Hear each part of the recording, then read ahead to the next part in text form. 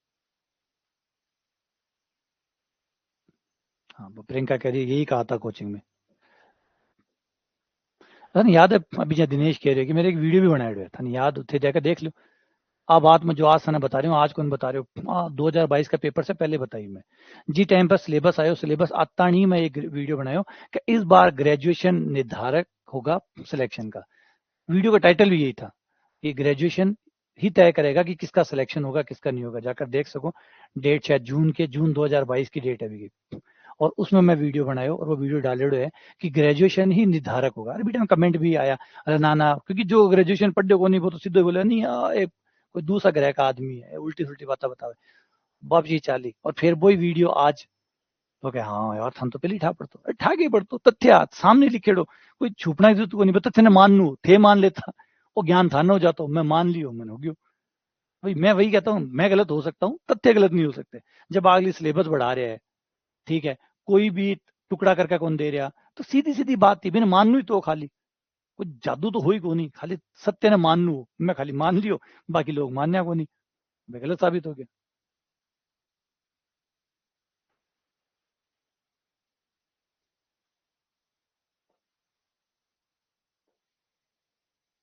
Are बराबर x आई plus Y जे plus Z के del are कितना होगा। और अभी भी मैं थाने एक बात क्यों, हमेशा तथ्यों की मानो, व्यक्ति विशेष की मत मानो। व्यक्ति विशेष गलत हो सकता है चाहे वो कितना भी अनुभवी हो। टाइटेनिक को डुबाने वाला व्यक्ति 40 साल अनुभवी था, जिसने टाइटेनिक को डुबाया वो 40 साल का अनुभवी था उसका। लेकिन अनुभव का मतलब ये नहीं कि इंसान से परे है, अनुभव इंसानों के अंदर होता है और इंसानों में गलतियां होती है। लेकिन तथ्यों को इग्नोर मत करिए, तथ्य समय से परे है, तथ्य समय से परे है ना, समझ रहे हो बातों को। इंसान में अनुभव इंसानों में होता है, इंसानों में गलतियां होती हैं, तो हो सकता है कि कभी वो गलतियां भी कर दे, लेकिन तथ्यों को इग्नोर मत करें। तथ्य जो अभी कोई डॉक्टर है, आप 50 साल के किसी डॉक्टर के पास जाइए या 60 साल के डॉक्टर के पास जाइए, और वो आपको बिना टेस्ट कराए अगर दवाई दे रहा है तो गलत कर रहा है नहीं कर रहा। हो सकता है वो 60 साल हो गए उसको, उसकी उम्र हो गई होगी 60 साल को, 40 साल का या 35 साल का उसका अनुभव हो गया होगा, लेकिन उसके बावजूद भी वो गलत हो सकता है।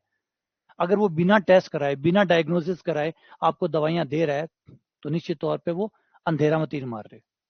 हाँ, वो डायग्नोस करवाए, तथ्य इकट्ठे करे, फिर दवाइयां दे, फिर अपने अनुभव का इस्तेमाल करे, तो वो ज्यादा बेटर है बजाय सीधा अनुभव का इस्तेमाल कर रहा है। सूखो अनुभव टाइटेनिक का रजिया डुबा देगा जहाज ने। तो ये आर हो गया, क्या निकालना है, डेल आर निकालना है। लेकिन अच्छा रुको रुको रुको, क्या कर रहे हो थे, कथा उत्तर कितना दे, पहले तो थे कर लियो फिर मैं कर। हाँ शाबाश बढ़िया।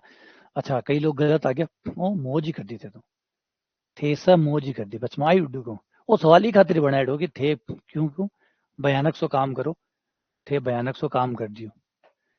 अरे एक बात बताओ, वो थे ही में के निकाल दियो, थे जगह बी बताया हो, बे बी क्या बतायो, के निकालो बी में, बी को मतलब है थे डाइवर्जेंस निकालो। क्या था डाइवर्जेंस है, क्या था डाइवर्जेंस है, क्या यहाँ डाइवर्जेंस है, यहाँ डाइवर्जेंस नहीं है, यहाँ आर है, आर का मतलब परिमाण है और ये ग्रेडियंट है, तो ग्रेडियंट है, तो ये होगा I del R over del X plus J del R over del Y plus K del R over del Z. R अधीश है तो ये ग्रेडियंट निकलेगा।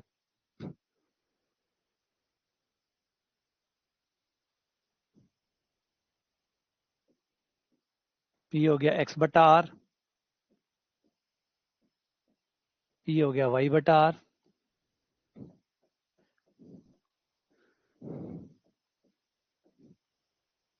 एक बटा आर कॉमन और ये आर वेक्टर बन गया, तो ये हो गया आर वेक्टर बटा आर। और पहली बात यहां से ही खत्म हो सकता था, सवाल की जरूरत ही नहीं पड़ती। भाई ये अधीश है और ये अधीश है, मतलब परिमाण है, आर सदिश होता है तो ये होता है, और खाली आर है मतलब परिमाण है, तो ये अधीश हो गया। अधीश का डेल निकला तो ग्रेडियंट ही निकलेगा, तो ये निकला होगा ग्रेडियंट।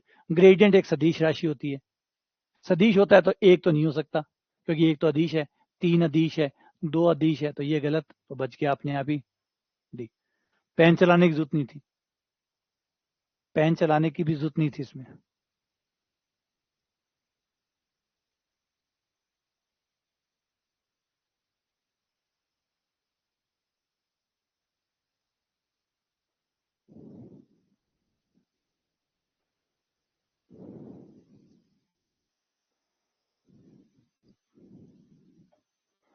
ठीक है, समझ में आ गया। तो ये सवाल सिर्फ वो सवाल को नहीं, फंसाना को सवाल हो, और सिर्फ ट्रैप हो एक तरह से कि भाई ट्रैप में आ जावे, और ट्रैप में आ गया थे, बढ़िया काम कर दियो, वो आपको काम कर दियो।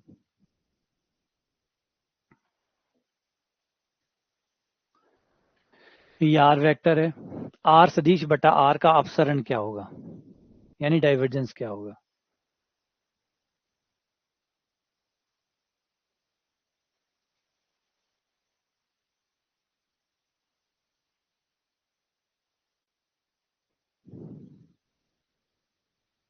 और अभी भी ध्यान रखिए, नोट्स वोट सारी चीजें से बाहर निकल जाओ, ये नोट्स की आदत मत।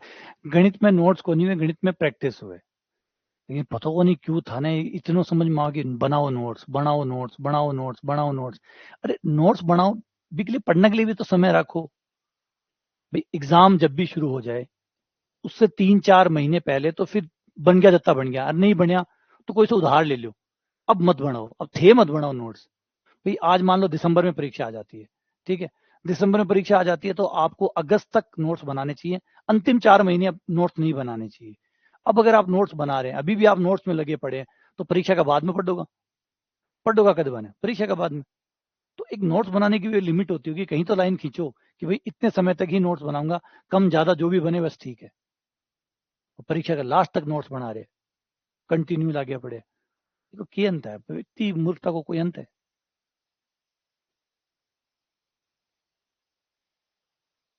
फॉर्मूला की बुक कहाँ है यार, बुक रखो, एक बुक रखो, काम खत्म। या फिर छोटी मोटी एक डायरी डाल लो भी, मैं एक फॉर्मूला, कोई काम का फॉर्मूला है, 2 चीजें हैं भी लिख लो। अब सारा दिन खाली यही बनाता रहे तो फिर टाइम कटू ले, फिर के टाइम कम पड़ गयो, फिर आके टाइम कम पड़ गयो। काम की चीजें लिखो, काम की चीजें के लिए मना को नहीं, जो काम की चीज है उपयोगी चीज है लिखो। लेकिन सगली चीजें लिखनी शुरू कर दी, सवाल ही उतारना शुरू कर दिया, ये सवाल है वो भी उतार लिया कॉपी में, इसको सॉल्यूशन कर ले ताकि पेपर के टाइम में देख कर चले जाऊँ। और मेरे ख्याल से इकट्ठा जत्ता आपा करा ना, बी को 10% भी कौन देख पावा, ये भी एक सच है।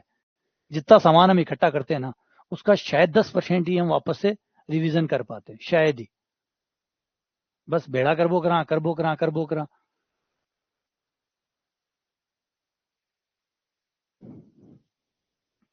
यहाँ हमें डाइवर्जेंस निकालना है, तो ये हो गया डेल डॉट आर वेक्टर बटा R.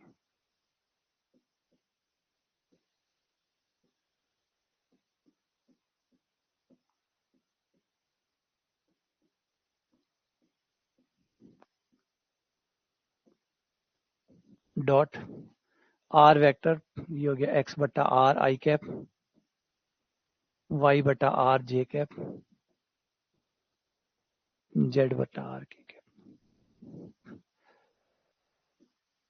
Del over del X, del over del Y,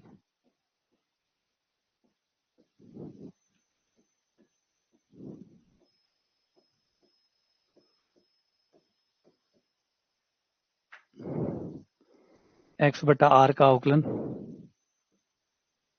are बाहर एक्स का एक, एक्स बाहर आर का del R over del x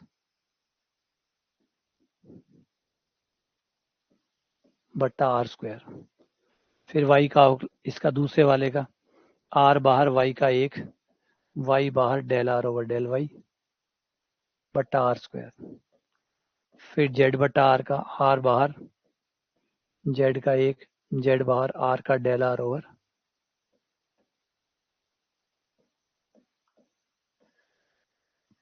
इनका मान रख दो एक्स बट्टा आर,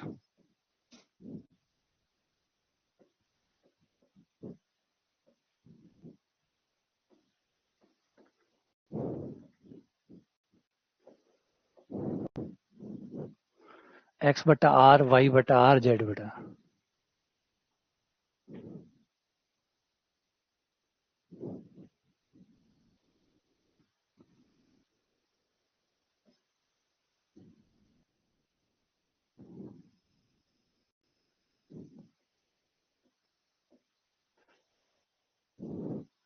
एक्स बटा आर तो लघुत्तम भी ले लो साथ में, आर यहाँ जाएगा R square minus X square बटा आर क्यूब, तो बाहर निकाल लो आर क्यूब, 1/r³ बाहर, ये हो गया R square minus X square first वाला,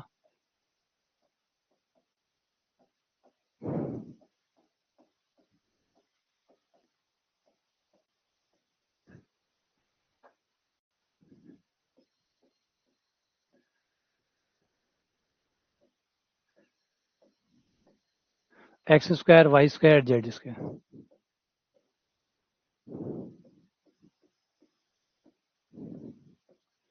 2r², 2/r, ये 2/r है।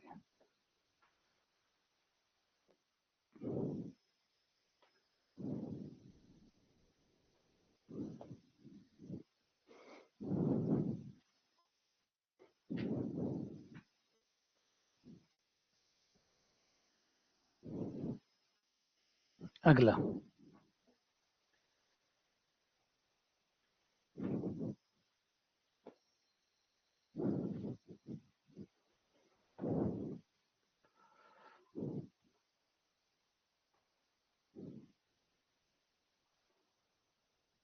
नहीं, देखो नोट्स बनाने में प्रॉब्लम को नहीं थी, भी समझ रहे को नहीं, कोई चीज के लिए हाँ पूरा तरीका से हाँ पूरा तरीका से ना भी को नहीं हुए, कुछ चीजें हैं बनाओ अच्छी है, कोई फॉर्मूला काम आ गया वो थे नोट कर लियो, लेकिन एक ना बस खाली सारा दिन कॉपी रगड़नी, वो गलत है, उसके लिए प्रॉब्लम है कि सारा दिन कॉपी रगड़ रहे हो, और कॉपी भी एक हाथ रगड़ रहे हो कि आगे जाकर पढ़ लेशू, बाद में पढ़ लेशू, वो बाद में कद आसी, कोई समय सीमा तो उसी के बाद में कद आसी, मतलब बाद में आसी जब परीक्षा में आसी, जब परीक्षा में पहले तब भरकर रख देशो कि बे परीक्षा में पहले तो ई खातर कौन पढ़ कि नोट बनाना में लाग गया, परीक्षा के बाद में ई खातर कौन पढ़ेगी कि इतना नोट्स बना लिया कि पढ़े कौन जा सके, है ना। अधिकतर लोग जब मकड़ी अपने जाल बना के अपने में फंस जाती है, कई बार हम वैसा ही कर लेते हैं, इतना बड़ा जाल बनाते हैं खुद ही उसमें फंस जाते हैं।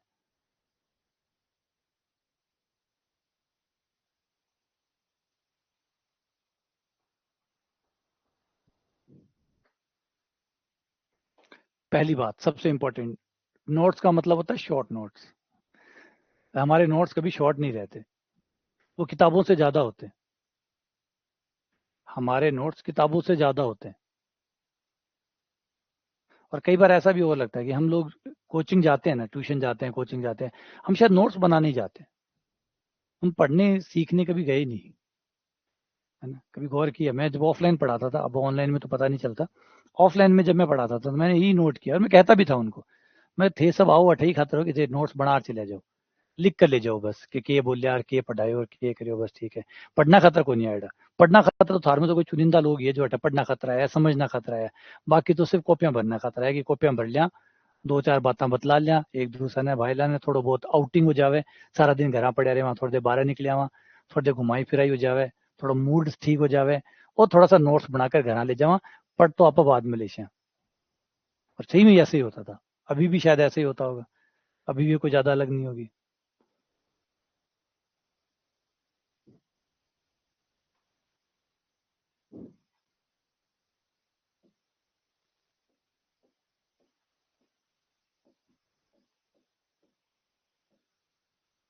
डेल्टा स्क्वायर 1/r,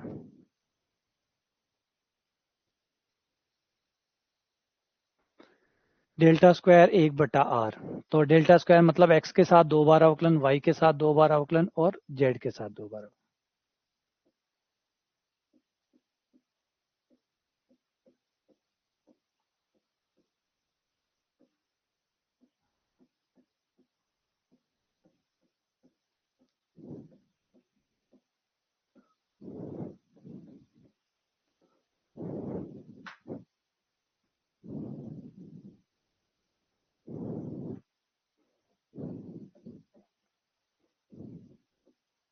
अब इसका एक बार एक्स के साथ 2 बार कर लो, वाई के साथ 2 बार कर लो, जेड के साथ 2 बार कर लो, फिर जोड़ लेंगे, तो एक को पकड़ते हैं, पहले पहले एक्स के साथ करते हैं, एक बार फर्स्ट टाइम 1/r का फर्स्ट टाइम हो जाएगा -1/r², और खुद आर का del r/del x,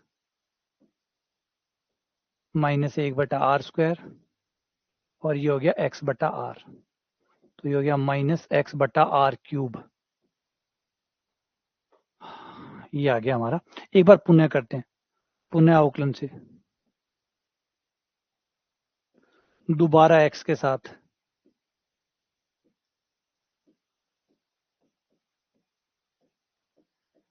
दोबारा x के साथ करोगे तो भाग का नियम लगेगा। भाग के नियम से r³ बाहर, x का 1, x बाहर, r³ का 3r² और खुद r का del r/del x बटे r⁴ del r/del x का x/r, इसकी जगह x/r,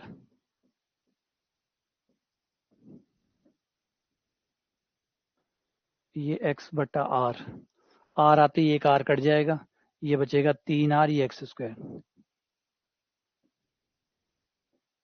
बटा r⁴ ये डन हो गया। x के साथ अगर ये आया है तो y के साथ बस 3y r² आएगा, 3r(y²) आएगा। z के साथ z आ जाएगा।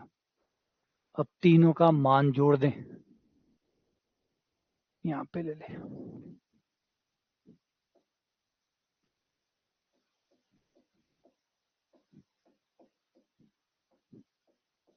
x के साथ 2 बार करने पर r³ माइनस 3rx² बटा r⁴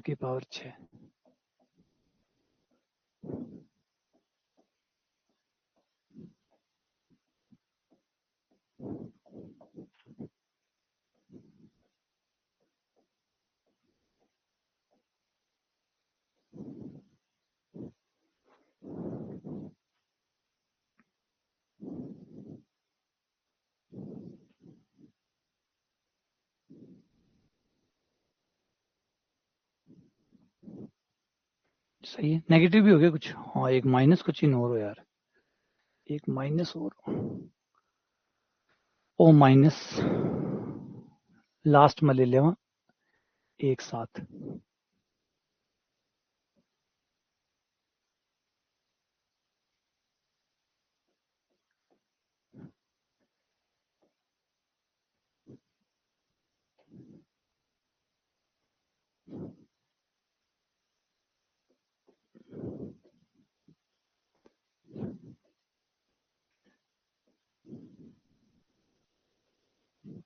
r³ 3r³, 3r x² y² z² जो कि r² बन जाएगा। और ये तो 3r³ में से 3r³ गया, ये 0 हो गया। ओ बड़ा सुंदर, बहुत सुंदर। ये तो नोट करने वाला रिजल्ट है कि 1/r का डेल्टा² 0 होता है, 1/r का डेल्टा² 0 होता है ना। किसका डाइवर्जेंस 0 होता है, किसका डेल्टा² 0 होता है, ये थोड़े बहुत याद रखोगे तो समय की बचत हो जाएगी। हाँ ये बात तो सही है, गाइडेंस का बहुत फर्क पड़ता है, गाइडेंस का बहुत इंपॉर्टेंस है। जैसे मैं एक चीज कहता हूँ, एक कैटेगरी होती है स्टूडेंट की, जो आप है, आप में से एक स्टूडेंट ऐसे भी होंगे, मान लीजिए 50 है या 100 है, उसमें एक तादाद होगी, 2-3 स्टूडेंट ऐसे होंगे जो बहुत पढ़ते हैं, बहुत सारा पढ़ते हैं, लेकिन जैसे वो एग्जाम हॉल में जाते हैं वो अलग ही बन जाते हैं। एग्जाम हॉल से बाहर वो अलग है, आप उनसे कुछ भी पूछिए वो आपको सब कुछ बता देंगे, आप उनसे कोई सवाल पूछिए वो कर देंगे, सब कुछ सही है उनका, सब कुछ ठीक है। लेकिन जैसे वो एग्जाम हॉल में जाते हैं वो नहीं रहते जो वो होते। हाँ इसकी तादाद कम होती है, ऐसे बच्चे कम है, लेकिन ऐसे बच्चे होते हैं, है ना, जिसे एग्जाम फोबिया टाइप्स हम कहते हैं। इन बच्चों के साथ प्रॉब्लम ये होती है कि ये बच्चे एग्जाम हॉल से बाहर बहुत नेचुरल होते हैं, एकदम नॉर्मल होते हैं। आप इनसे कुछ भी पूछिए आपको लगेगा कि ये टॉपर है, ये टॉपर है, और जब रिजल्ट आएगा तो पता चलेगा कि आसपास में भी नहीं था, ये आसपास में नहीं था, ये कहाँ रह गया। तो ये जो लोग हैं, अब इन लोगों को आप पढ़ा के ठीक नहीं कर सकते, पढ़ा दो आता है इन सबको, इनको सब कुछ आता है, क्या पढ़ाओगे आप। लेकिन दिक्कत तो ये है कि ये एग्जाम में जाने के बाद में ये नॉर्मल रह ही नहीं पाते। तो प्रॉब्लम तो इनकी अब नॉर्मलिटी की है, उसे ठीक करना है। उस बीमारी को अगर आप ठीक नहीं करोगे तो आप पढ़ा दो, ऑलरेडी भरे हुए हैं, ये भरे हुए घड़े हैं, इनमें और पानी डालोगे तो गिरना ही है, लगभग लगभग इनको सब कुछ आता ही है। प्रॉब्लम तो इनके साथ ये है कि आप इनको ये समझाओ कि कैसे एग्जाम में ये नॉर्मल रह सके। अगर आपने इनको ये नहीं करवाया तो आप चाहे इनको कितना भी वेक्टर कैलकुलस कितना भी ये पढ़ाते रहो, कोई खास फर्क नहीं पड़ेगा, क्योंकि एग्जाम हॉल से ये बेहतर होंगे, रिजल्ट में ये शो होंगे, लेकिन ओवरऑल जब एग्जाम में जाएंगे ये अपने आप को कंट्रोल ही नहीं कर पाएंगे और बाहर हो जाएंगे। उसका क्या कर ले, अब इसमें गाइडेंस ही काम कर सकता है, इसमें आपकी पढ़ाई काम नहीं कर सकती। तो वो जो इंपॉर्टेंस रोल होता है गाइडेंस का, वो बहुत जरूरी होता है और उसको नजरअंदाज किया जाता है। सबको ये माना जाता है कि सिर्फ पढ़ा दो और बच्चे का सिलेक्शन आ जाएगा, पढ़ा दो बच्चे का सिलेक्शन आ जाएगा। तो उसमें ये कैटेगरी वाले बच्चे हैं, ट्राई कर लो इन पे, पढ़ा दो इनको, एक नहीं 10 मास्टर लगा दो इनके ऊपर और पढ़वा के इनका सिलेक्शन करवा के दिखा दो, अगर होता है तो। आने वाले 100 सालों में भी इनका नहीं होगा। क्यों? क्योंकि दिक्कत तो वही की वही है। उस प्रॉब्लम को जब तक डील नहीं करोगे तब तक पढ़ाते रहो इनको। कैसे एक्स वाई जेड लेके?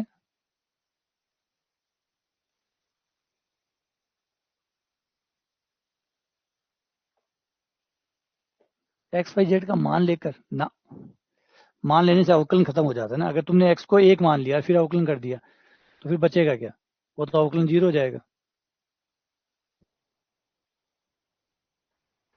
अब ये एक लास्ट और कर दूं, फिर डन। वैसे किया हुआ है, वैसे ही किया हुआ है, रिपीट ही एक तरह का ये।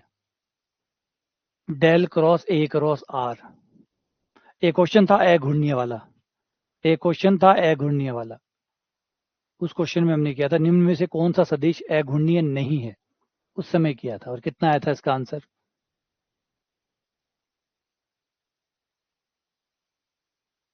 इसमें था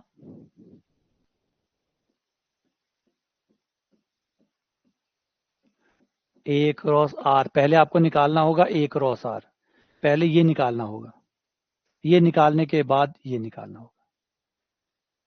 तो आपका आंसर आता है इसमें बराबर। शाबाश, ठीक है। तो प्रैक्टिस करिए जिकान, तो याद है, प्रैक्टिस नहीं करिए बन याद को नहीं। प्रैक्टिस से याद हो जावे, तो बार बार सवाल निकालता रहो तो भी दिमाग में सेट हो जाएगा कि अच्छा ये को दो ए आवे, क्योंकि ये सवाल बार बार चलता है। अब बार अब जैसे एक बार पिछली बार आ गया, एक बार अब यहाँ आ गया, अब एक सवाल दो बार आ गया तो उसका रिजल्ट याद रह ही जाता है कि अच्छा ये था। दो ए। रिवीजन का, प्रैक्टिस का यही तो फायदा होता है ना। एक तो आपकी, आप वो चीजों पे फोकस कर पाते हैं जो जरूरी है, गैर जरूरी चीजें बाहर आने लग जाती है ना। जैसे आप फर्स्ट टाइम पढ़ते हैं तब तो आपको पता ही नहीं होता कि क्या जरूरी है क्या गैर जरूरी है, कौन सा करना चाहिए कौन सा नहीं करना चाहिए। फिर सेकंड टाइम जब आप आते हैं तो आपको इतनी समझ आने लग जाती है कि ये फालतू चीज है ये काम की चीज है। तो जो जरूरी चीजें होती है उन पे आपका फोकस बढ़ने लग जाता है ना। तो वो इंपॉर्टेंट चीज जो है ना वो बाद में ही आती है, वो पहले नहीं आती। अच्छा, आज तुम आ गए हो, बधाई हो। बिल्कुल, मैं तो कहता हूँ लगातार लाइव क्लास में आया करो, बड़ा ही अलग माहौल होता है लाइव क्लास का बजाय रिकॉर्डिंग के। रिकॉर्डिंग में लाइव में बड़ा फर्क होता है। अगर आप रिकॉर्डिंग में आएंगे फिर रिकॉर्डिंग में देखिए, रिकॉर्डिंग का अपना महत्व है। वो है तब जब आप रिवीजन कर रहे हैं, जब आप दोबारा पढ़ रहे हैं, जब आप कोई चीज नहीं समझ में आए उसको दोबारा क्लियर करने के लिए पढ़ रहे हैं। ठीक है, किसी दिन आप बिजी हैं, कोई काम ऐसा आ गया नहीं गया तो लो, या कोई मान लो आप ऐसे है कि जो जॉब है आप पे आर्थिक जिम्मेदारियां बहुत है, फिर वो ले रहा है तो ठीक है। लेकिन कोई आदमी बस यूं ही सब कुछ फ्री है सब कुछ टाइम है लेकिन फिर भी उन्हें रिकॉर्डिंग देख, अब भी को फिर वो तो आलसी है। आलस को फिर की जवाब है। चलो मिलते हैं प्रायिकता वाली क्लास में, सीक्वेंस सीरीज के देखते हैं, नहीं मिली तो मिल जाएगी। हाँ तो बिल्कुल आया करो, आने से फर्क पड़ता है। यहाँ पे हम बातें भी करते हैं, थोड़ा गाइडेंस भी आता है, थोड़ा सोचने का टाइम भी मिलता है, खुद से आप सवाल करते हैं, खुद से आप सवाल करते हैं, थोड़ा ये भी तो आदत बनती है। एक होता है कि जब आप उसमें देखते हैं रिकॉर्डिंग में तो आप सवाल निकालते ही नहीं, बस आप देखते रहते हैं कि क्या करवाएंगे क्या करवाएंगे, और आगे स्किप कर करके बस सवाल का सॉल्यूशन देखते रहते हैं। अब एक तो सॉल्यूशन देखना, एक सॉल्यूशन करना, रात दिन का अंतर है दोनों बातों में। एक तो सॉल्यूशन देखना, एक सॉल्यूशन करना, दोनों में अंतर नहीं है। सॉल्यूशन करने में आपका दिमाग भी खर्च होता है, देखने में क्या दिमाग खर्च हुआ वो बताया, हाँ ये रख देंगे, हाँ कर देंगे, हाँ ऐसा हो जाएगा, हाँ ऐसा हो जाएगा, ठीक है। ठीक है, चलो मिलते हैं। हाँ कोशिश किया करो, कभी कभी मिस हो जाए रिकॉर्डिंग देखो, उसके लिए जगह है, लेकिन जहां तक हो सके लाइव में आओ। हाँ उसमें भी 1.5 की स्पीड से देखते हैं, 2 की स्पीड से देखते हैं, और उसमें स्किप और करते हैं। यानी 1 डेढ़ घंटे के वीडियो को आप लोग 10 मिनट की समरी बना के छोड़ देते हैं। अब समरी तो समरी होती है, समरी में, है ना, समरी समरी है। Recording class equals to skip class. हाँ बिल्कुल वही है। पहले तो स्पीड बढ़ा दो, फिर स्किप करके देखो। तो 1-1.5 घंटे की वीडियो को आपने 10 मिनट का वीडियो बना दिया, तो फिर क्या बचेगा उसमें? बहुत सारी चीजें तो गायब हो ही गई होगी। चलो मिलते हैं अगली क्लास में प्रायिकता में।